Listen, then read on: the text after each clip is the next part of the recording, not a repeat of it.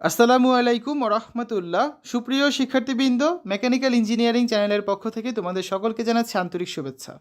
এই ভিডিওটা তৈরি করছি ষষ্ঠ শ্রেণীর শিক্ষার্থীদের জন্য।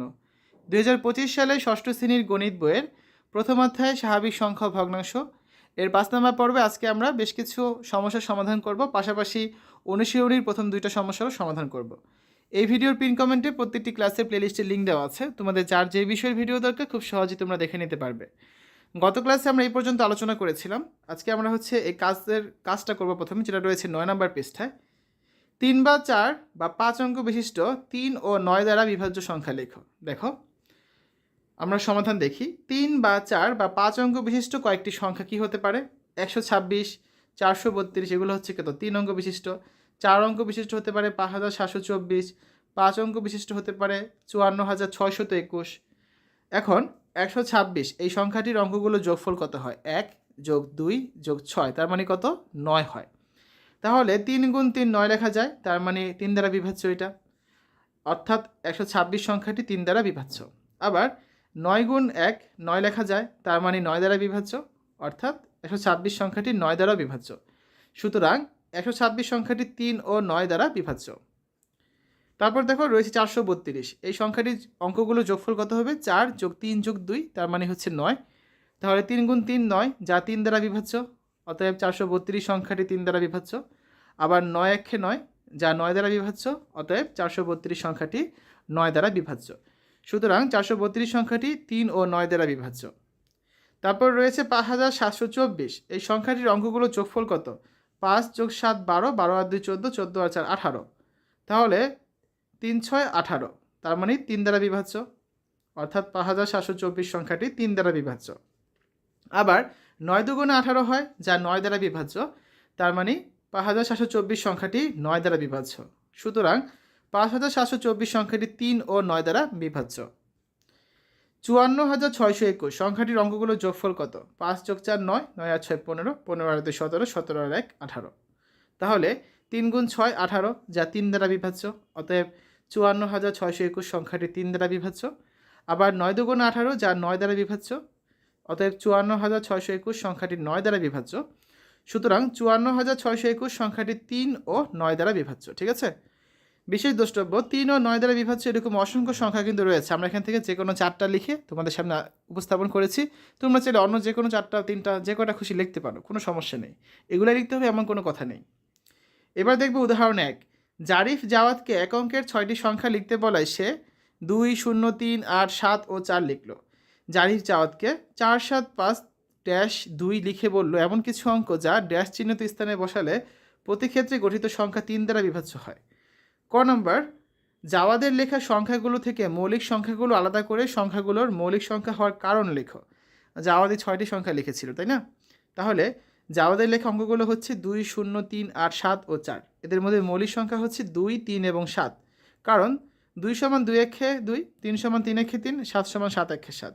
অর্থাৎ 2 3 ও 7 এর গুণনীয়ক শুধুমাত্র 1 এবং ওই সংখ্যাটি, যে কারণে এদেরকে মৌলিক সংখ্যা বলা হয়। খ নম্বরে ছিল দেখাও যে জাওয়াদের লেখা অঙ্কগুলো দ্বারা গঠিত বৃহত্তম ও ক্ষুদ্রতম সংখ্যার বিয়োগফল 9 দ্বারা বিভাজ্য হবে। ঠিক আছে?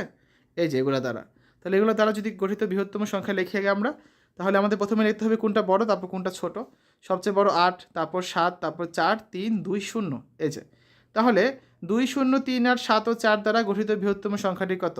8,74,320।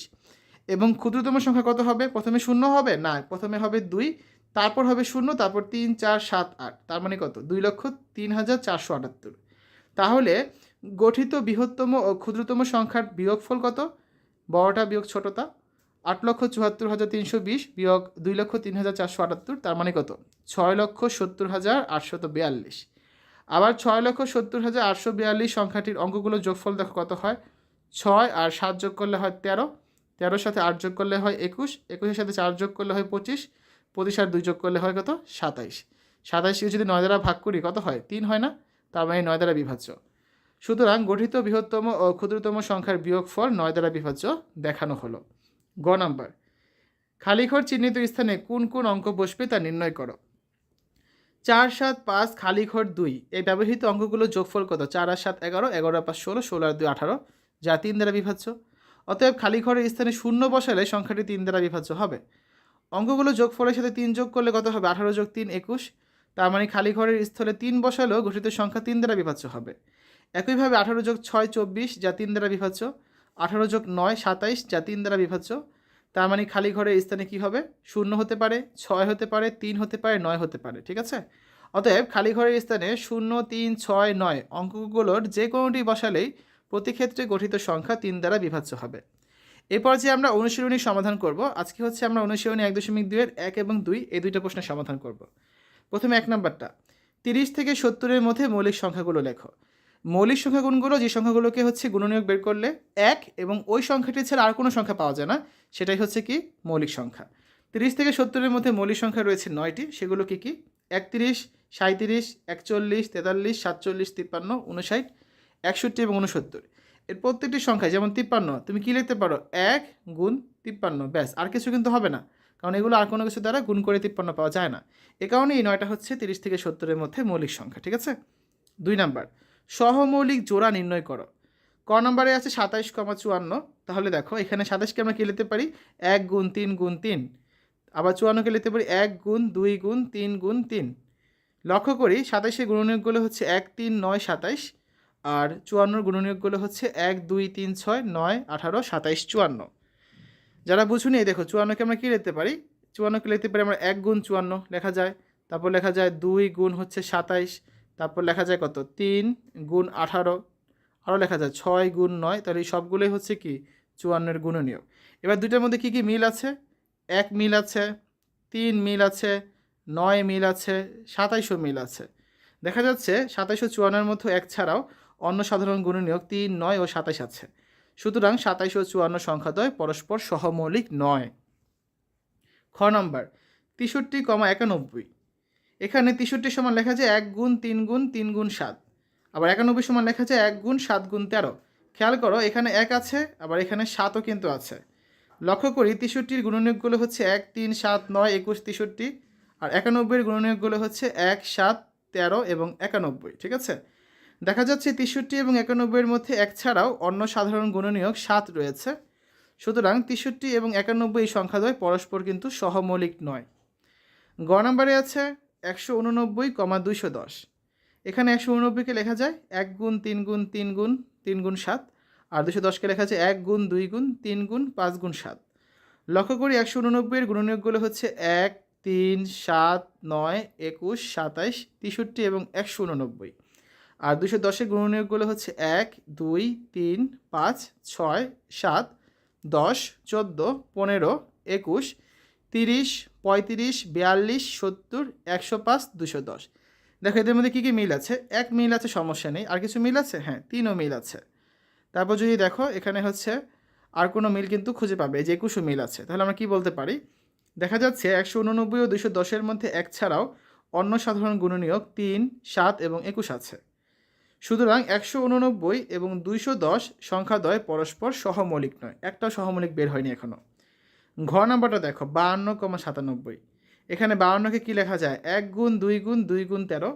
97কে শুধুমাত্র লেখা যায় 1 গুণ 97, কারণ 97 হচ্ছে একটা মৌলিক সংখ্যা। তাহলে লক্ষ্য করি 52 এর গুণনীয়কগুলো কত? 52কে কী লেখা যায়? 1 গুণ 52, 2 গুণ 26, 4 গুণ 13। এই সবগুলোই হচ্ছে 52 এর গুণনীয়ক। তার মানে 1 2 4 13 26 52। আর 97-এর গুণনীয়ক কত?